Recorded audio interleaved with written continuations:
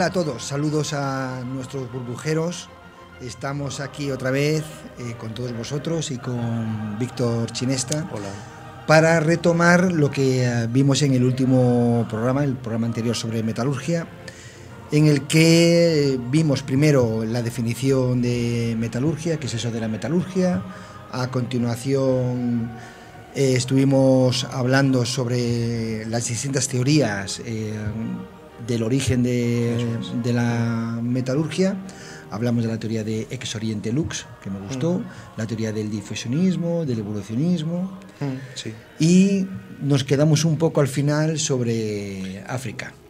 Sí, bueno, África lo dejamos ahí caer un poco porque hoy voy a hablar de África, sí. Pero nos quedamos justo cuando empezaba a surgir el bronce. Efectivamente. ¿No? Vimos esa secuencia clásica de bronce, el cobre, bronce, hierro, como el debate del difusionismo se había generado a través del cobre, ¿no? del primer surgimiento del cobre, de si había sido en Oriente y de ahí ya se había expandido al resto del mundo o había sido una invención, digamos, autóctona, ¿no? de cada uno de los diferentes focos. Efectivamente, eso es. Y a partir de ahí ya... Y hoy pues vamos a continuar un poco con ese recorrido, ¿no? por la historia de la metalurgia que dejamos el último día y a meternos otra vez en el debate del difusionismo contra el evolucionismo. Sí, pero por otros temas, por el tema del hierro. Pero antes vamos a hablar de un poco del bronce, ¿no? Del bronce. ¿Qué diferencia tiene respecto al hierro? Es la evolución siguiente, ¿no? Tecnológica. O sea, primero cobre y luego ya el bronce. Primero con el cobre lo que hacían era, pues eso, como vimos en el programa anterior, fundirlo y en moldes pues realizar las distintas herramientas o los distintos el distinto armamento en cobre. Pero el bronce... Claro, el bronce no es un metal que encontremos en la naturaleza, sino que es una aleación de cobre y estaño. Tiene ventajas sobre el cobre porque tiene mayor tenacidad, pero también es menos moldeable que el cobre, al llevar pues, otros metales como el estaño. Entonces, ¿cuál sería la primera aparición del bronce? Lo tenemos ahí en esta imagen. Sería una placa de bronce y un fragmento de un anillo que aparecieron en los Balcanes, en la cultura de Vinca, es lo que sería la actual Serbia. Y aparecen en torno al tercer milenio, o sea que sería la primera manifestación de un objeto hecho de bronce. ¿Qué pasa? Que no podemos determinar con exactitud si es una aleación intencionada o no, porque aunque el bronce no esté en la naturaleza, sí que es verdad que en muchos minerales pues el cobre no era totalmente puro, sino que llevaba pues algunas trazas, algún porcentaje de otros metales. Entonces, esto es bronce porque tiene un porcentaje de estaño. Pero claro, ese estaño lo hicieron a propósito, sabiendo que el estaño le daba esas propiedades al cobre, o fue casual, ¿no? De que se mezclaron ahí en el mineral unas trazas de estaño y salió este metal que tiene pues una mayor tenacidad, es más útil que el bronce. Ahí está el debate de ¿sería la primera o no? Pensarían que querían hacer eso, es intencionado. Claro, yo me inclino más por eso, que es una casualidad. En un momento dado... Sí, claro, la explicación más fácil, ¿no? De que se les mezclara un poco de... Sí. Corto y al pie, ¿no? Ahí está, la explicación. Sí. Y bueno, dejando de lado la cultura vinca, donde sí que sabemos que hay una producción ya intencionada y una producción regular y continua, porque claro, lo de vinca además reafirma la teoría que tú has defendido, Manuel, porque solo tenemos este ejemplo. O sea, un ejemplo aislado, no tenemos una gran cantidad de bronce. Donde sí que la tenemos es en Mesopotamia, ¿vale? En Sumeria. Ya tenemos una producción intencionada, ya sabemos que allí conocían la metalurgia del bronce. Aquí tenemos un ejemplo de un ídolo, ¿no? Mesopotámico, en concreto de la primera civilización, que es la civilización sumeria, la que surge en Mesopotamia, ¿no? En torno a las ciudades-estado de Ur, de Uruk, de Lagash, y que empezarían una producción ya más continua del bronce, una producción que tenemos pues restos muy abundantes y conocemos pues a través de las tablillas que conocían Sí. El bronce como metal. Esto sería a principios del tercer milenio. Surgiría aquí la metalurgia del bronce en Mesopotamia. Y de aquí se empezaría a expandir ya por el Mediterráneo. Como vimos, el cobre ya se había desarrollado pues, en otros focos, como en los Balcanes, también en la península ibérica, donde seguirían su propia evolución, pero tenemos zonas muy influenciadas por la cultura mesopotámica, como por ejemplo Egipto. Sería el primer lugar donde daría el salto el bronce. Y tenemos varios ejemplos, como por ejemplo algunas puntas de flecha del Egipto predinástico, en torno al año 3100. Aquí tenemos la punta de flecha, que sería uno de los primeros ejemplos de bronce encontrado en Egipto, que correspondería a la época de los primeros faraones. Unos primeros faraones de los que no tenemos ninguna evidencia arqueológica y lo que más tenemos son leyendas. No sé si te sonará el Rey Escorpión.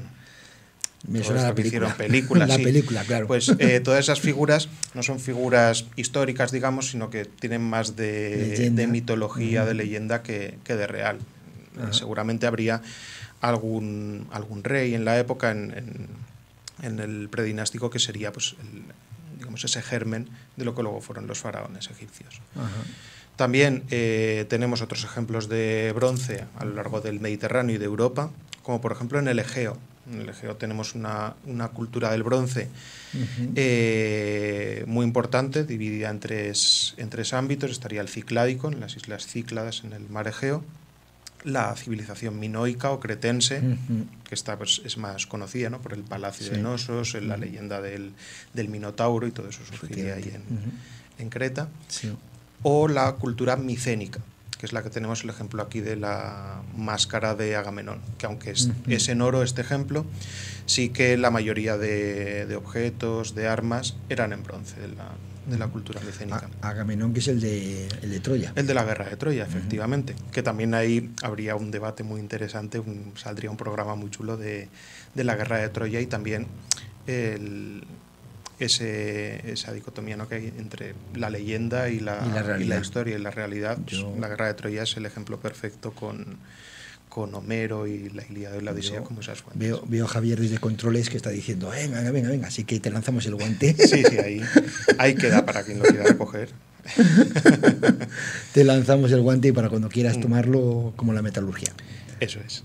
Y aparte del Egeo, sí, tenemos otros ejemplos, como por ejemplo en el norte de Europa, es una de las piezas más llamativas de la Edad del Bronce, que es el carro de Trudholm, que es un carro solar, que representa, el tamaño ahí no se puede apreciar, pero es un tamaño a tamaño real, como un carro, en el que se representa pues el disco solar tirado por unos caballos.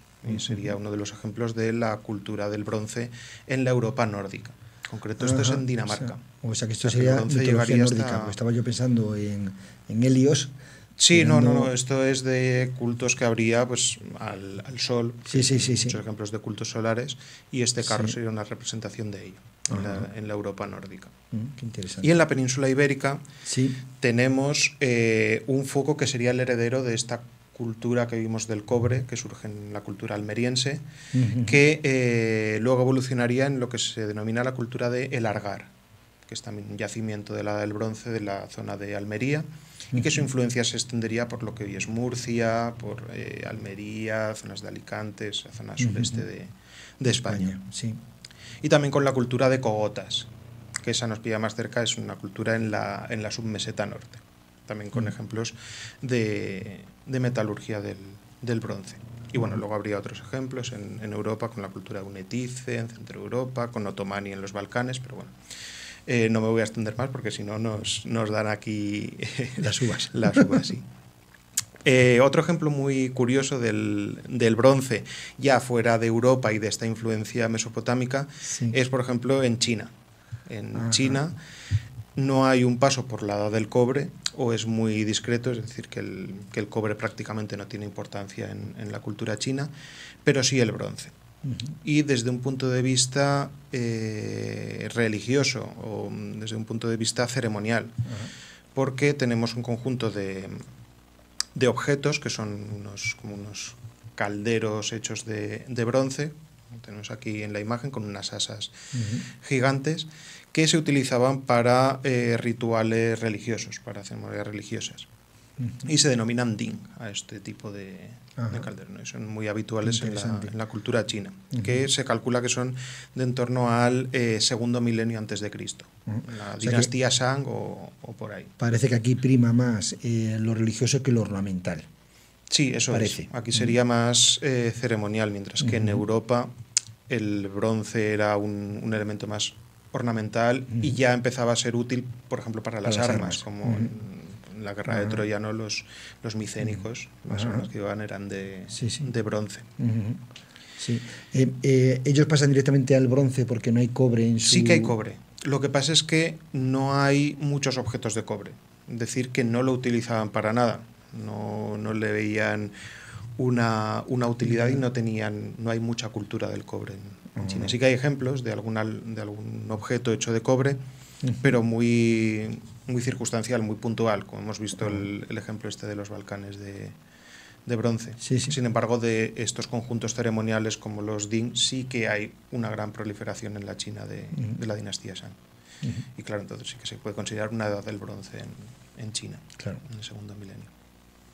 Y bien, con esto tendríamos ya el bronce cubierto y pasamos ya al meollo de la cuestión, que es el hierro. El hierro es el elemento más abundante en la corteza terrestre. Es el más resistente, claro. Pero también es el más difícil de trabajar, porque no es simplemente como el cobre de fundirlo, echarlo a un molde y ya lo que salga, sino que el hierro necesita un proceso más complejo. Necesita una primera machacar del mineral donde está el hierro, una primera purificación para extraer el mineral del hierro, una primera fundición y luego con los lingotes que se extraigan del hierro ya refinado, purificado de las impurezas, pues mediante la forja. Hay un forjado. Claro, y luego además imagino que la temperatura del hierro no será la misma. Efectivamente, ahí está la cuestión. Lo más complicado del hierro es alcanzar una temperatura suficiente para poder fundirlo. Y claro, con la tecnología de los hornos que tenían para el cobre y el bronce, no se alcanzaba. Pero siempre se había creído que el primer hierro se encontraba también en Oriente, ¿no? El Oriente, ex Oriente Lux. Sí.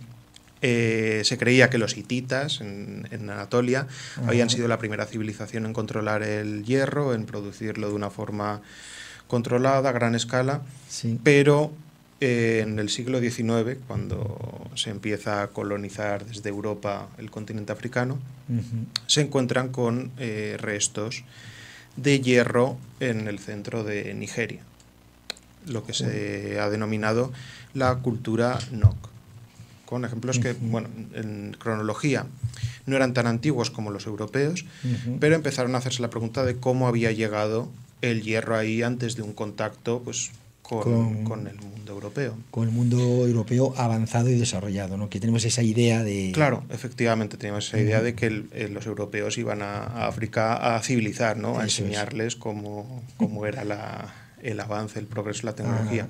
Y se encuentran con esto, ¿no? Que en Nigeria pues hay una cultura con una gran tradición, como vemos aquí en la imagen, de figuritas de terracota. También para realizar la terracota es un proceso muy similar al que se utiliza para el hierro, también en hornos que se alcanza gran temperatura para obtener estas figuras de terracota. Entonces empezaron a investigar ya posteriormente en el siglo XX, en los años 60 los historiadores entraron en el debate de siempre, de qué pasa aquí, cómo ha llegado el hierro a Nigeria. Y comenzó la segunda parte, o el round 2, ¿no? De difusionismo contra el evolucionismo. El ex Oriente Lux. Claro, no cabía en la cabeza que eso pudieran haberlo hecho en África por ciencia infusa, porque además eran restos de hierro y no había restos ni de cobre ni de bronce, es decir, directamente hierro. Pues esto ha venido de algún sitio, ¿no? Esta tecnología. Y la primera teoría que surgió desde los historiadores europeos es que venía a través de Egipto, ¿no? Porque pues, en la arqueología, la historia tradicional, en África no hay civilización excepto Egipto, ¿no? Que se considera más Oriente que África. Sí. Y a través de Egipto, que habría adoptado este hierro que venía de los hititas, de la zona de Armenia, de Turquía, tardaría en llegar hasta Egipto, de Egipto pasaría a Sudán, a la cultura que tenemos aquí, que es la cultura meroítica, en lo que hoy es Sudán, donde tenemos estas magníficas pirámides, ¿no? Todo el mundo conoce las pirámides egipcias, sí, pero estas son menos conocidas, pero no por ello menos impresionantes, que son las pirámides de Meroe, que es uno de los reinos al sur de Egipto. Y a través de Sudán llegaría hasta Nigeria. Claro, los historiadores aquí, pues, llegaría. ¿Cómo llegaría? Pues no tenemos ninguna evidencia. Es decir, no hay ninguna evidencia arqueológica de una conexión directa entre el hierro, que sí que se conocía en Egipto y en Sudán, con el hierro que se producía en Nigeria, en la cultura, ¿no? O sea que esa teoría queda descartada. La siguiente teoría sería la conexión a través de los cartagineses. Los cartagineses te sonarán. Sí, claro, las guerras púnicas. De las guerras púnicas, de Roma, de una de las mayores civilizaciones del Mediterráneo. Que Cartagena también. Efectivamente, Cartagena, la fundación de los cartagineses. Y estos conocerían el hierro, ya que eran, pues, los cartagineses eran fenicios, en realidad eran otra forma de llamarlos. Y que su influencia, digamos, serían el primer pueblo que conocería el hierro en África. Y su influencia llegaría más allá del Sáhara. Sí que hay evidencias de comercio de monedas cartaginesas en Marruecos y en lo que hoy es el Sáhara, que ahora está en disputa entre Marruecos y lo que es el Sáhara, se encontrarían monedas y restos de metalurgia cartaginesa, pero no más al sur. Claro, y entre Marruecos y Nigeria hay mucha distancia, eso te iba a decir. Hay bastante. Que Cartago estaba por ahí, estaba en lo que hoy es Túnez, ¿no? Sí, en Túnez, efectivamente. Y lo único que podemos rastrear de Cartago es pues, en lo que es el Mediterráneo, ¿no? Que también incluiría el sur de la península ibérica, las Islas Baleares, Marruecos, la costa atlántica de Marruecos, pero no más al sur. Entonces esa teoría tampoco va a ninguna parte, o sea, no se puede establecer una conexión directa. ¿Qué nos queda? Tercera teoría. La tercera teoría, que es la evolucionista, la de la invención local del hierro en Nigeria. ¿Y qué pasa? Que investigando hace pocos años relativamente, en torno al 2010, se encontraron en Nigeria restos que se podían colocar como los primeros restos de hierro del mundo.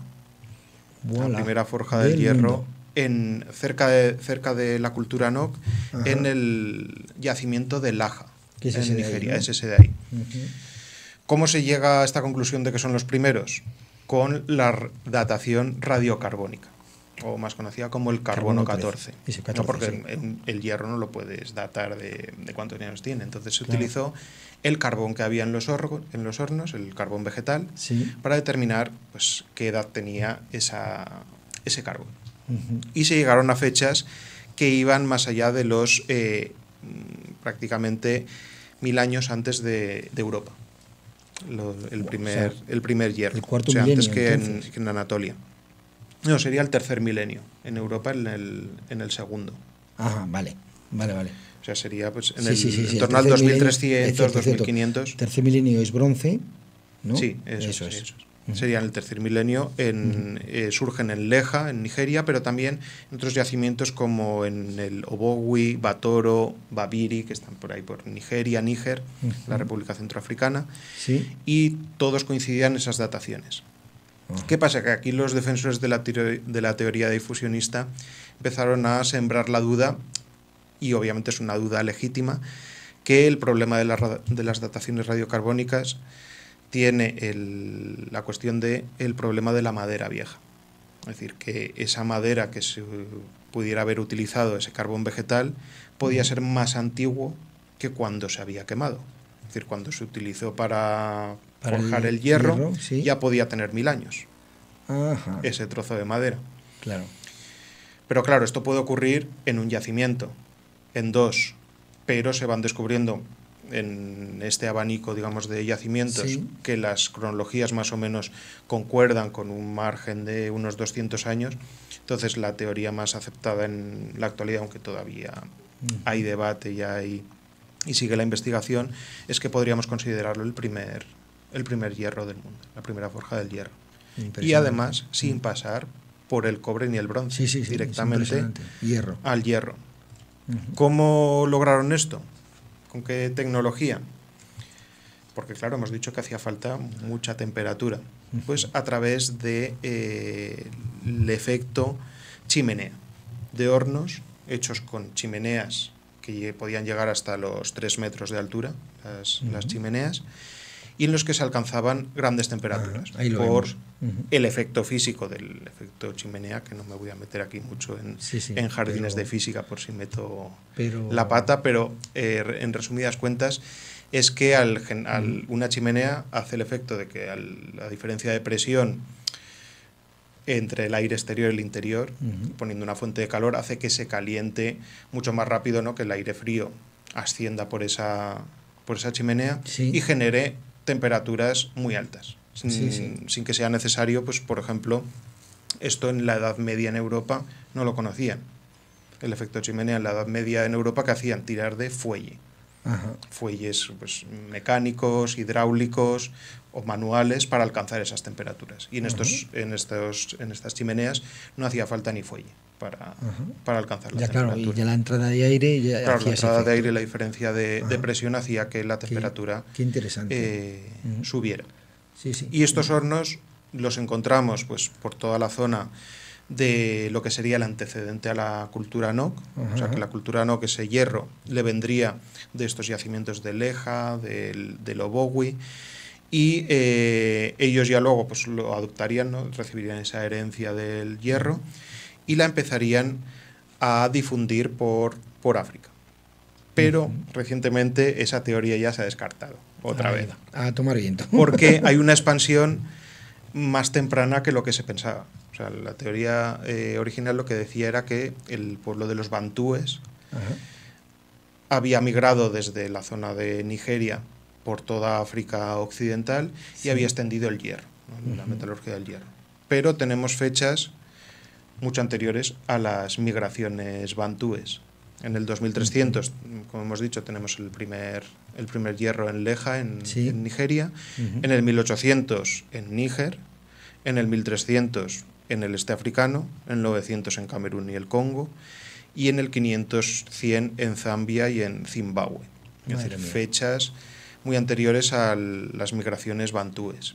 Que las migraciones bantúes es prácticamente todas las lenguas actuales del centro y del oeste de África vienen del bantú.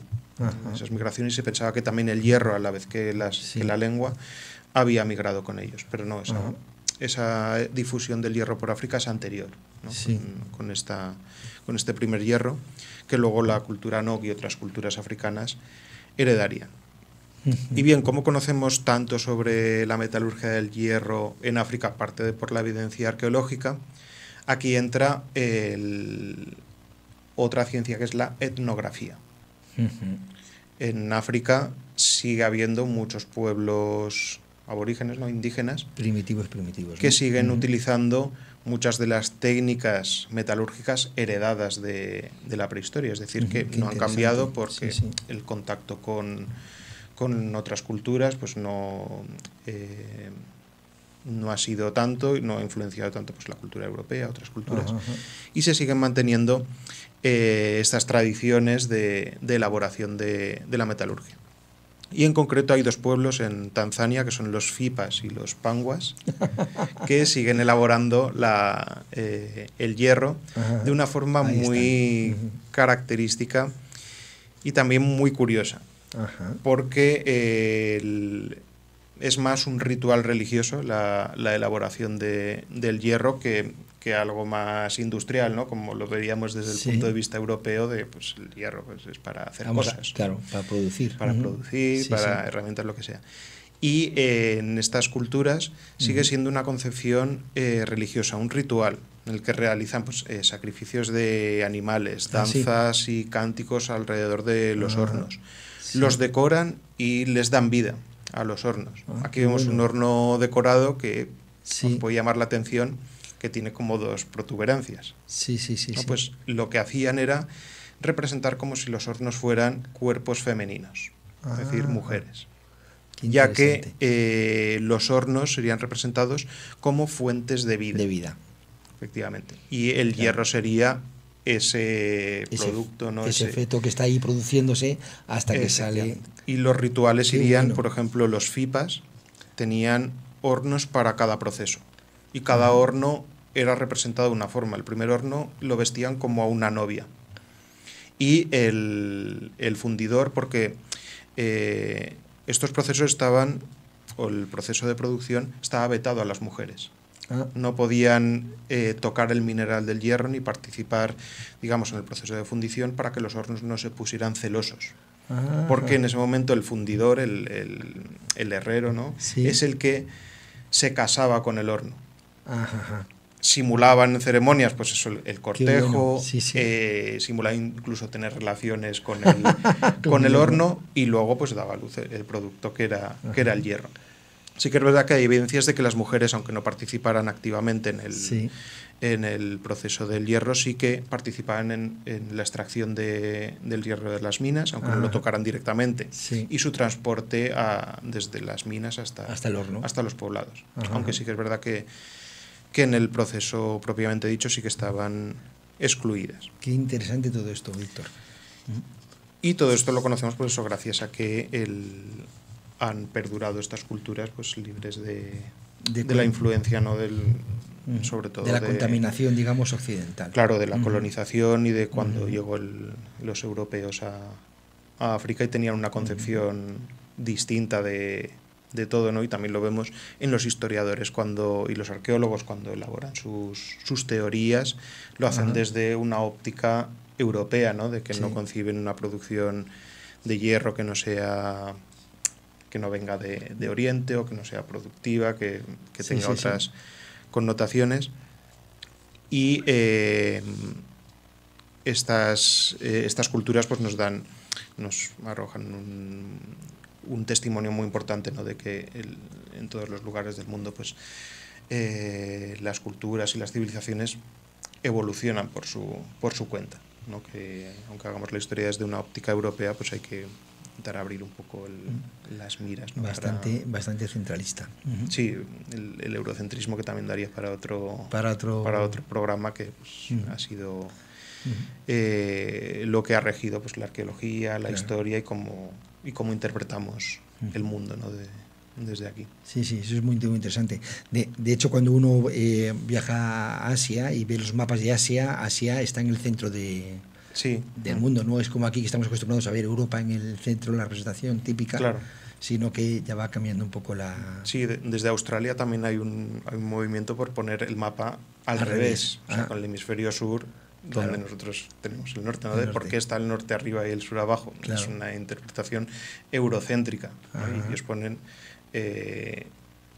Australia no está ahí abajo en una esquina, sino que está en el centro, ¿no? Arriba y en el centro, y el resto está por ahí esparcido. Claro. Efectivamente. Quería preguntarte, Víctor, ¿el hierro se ha encontrado en África solo en la parte de Nigeria? ¿O se ha encontrado algún tipo de más hierro en otro? Sí, claro. El primero se ha encontrado en Nigeria, y luego se ha ido encontrando en Níger, en Camerún, en Congo, en Tanzania, en Zimbabue, y eso en una expansión, pero el primero en Nigeria. En Nigeria. Y se sabe que ese es el más antiguo. Claro, ese es el más antiguo. Sería el 2300 antes de Cristo. Y ya pues irían 1800, 1000 hasta nuestra era, ¿no? Después de Cristo. Pero vamos, o sea que en África hay hierro. Claro, en África podemos considerar que es el primer hierro si dejamos al margen esta pequeña duda que nos pondría el problema de la madera. Del carbono 14. Del carbono 14. Pero todo parece indicar que sí, que sería allí, y sin pasar directamente por el hierro, saltándose ese árbol bronce, tecnológico, ¿no? Que tenemos nosotros tan fijado sin pasar por el cobre y el bronce. Efectivamente. Y nada, pues espero que te haya parecido, me ha parecido interesante, y a todos los oyentes me ha parecido del podcast. Apasionante, vamos, no sabes hasta qué punto. Quería preguntarte, ¿hay algún tipo de relación entre todo esto del hierro y este tipo de metalurgia con lo que luego será la pólvora? ¿O no, la pólvora iría por otro lado? La pólvora, de hecho, fue en Asia, donde eso es seguro, ¿no? Segurísimo, en China, pero claro, no con la finalidad que le dimos luego en Europa, sino que allí era una finalidad pues, de fuegos artificiales, de festejos, de rituales religiosos, y se utiliza solo como fuegos artificiales, ¿no? Conocemos hoy con los cohetes y los fuegos. No tuvieron mala intención nunca, claro. Nunca quisieron utilizar eso. Sí, no se les ocurrió. Luego en Europa sí que se le dio la vuelta. En el Imperio Bizantino, en el siglo XV, empiezan los primeros cañones hechos que utilizaban la pólvora como... O sea que hasta el siglo XV no se utiliza la... Sí, siglo XIV, siglo XV, no se utiliza la pólvora. En la caída de Constantinopla, en 1453, ya hay evidencia del uso de la pólvora. De la pólvora para arma de fuego o para cañón. Sí, de arma de fuego. Esto también se lo dejo ahí como un guante a Víctor, si quiere recogerlo, el de la pólvora, que también es muy vamos de interesante. Guante. Sí. Vamos de guante a guante. Pues me ha encantado, Víctor, el programa de hoy. Y si no tienes nada que añadir, no, entonces... yo también encantado de que me invites y de compartir pues con todos estos temas. Esto seguiremos. Tenéis viendo. ahí lo del correo. Por sí, ahí está el correo. Las botellitas de Víctor@yahoo.com. Y luego también animo a nuestros escuchantes a que nos veáis en la mediateca. No solo porque nos pongáis cara y veáis estos pedazo de cuerpos también hechos que tenemos Víctor y yo, sino sobre todo porque si no os vais a perder las imágenes. Estamos comentando imágenes, lo de las chimeneas es súper interesante que lo veáis, así que yo os animo a que nos busquéis en la mediateca de Educa Madrid. Y nada, nos despedimos entonces hasta el siguiente episodio, Víctor, en el que ya retomamos la escritura. El alfabeto sí que lo teníamos ahí en stand-by, habrá que recuperarlo. Lo retomaremos, y cuando te aburras del alfabeto, pues otra cosa. La guerra de Troya, pues. Sí, ese le tengo ganas. Que está muy bien. Pues nada, un placer como siempre, y despedimos desde aquí este programa de Las Batallitas de Víctor. Hasta la próxima. Hasta la próxima, chicos.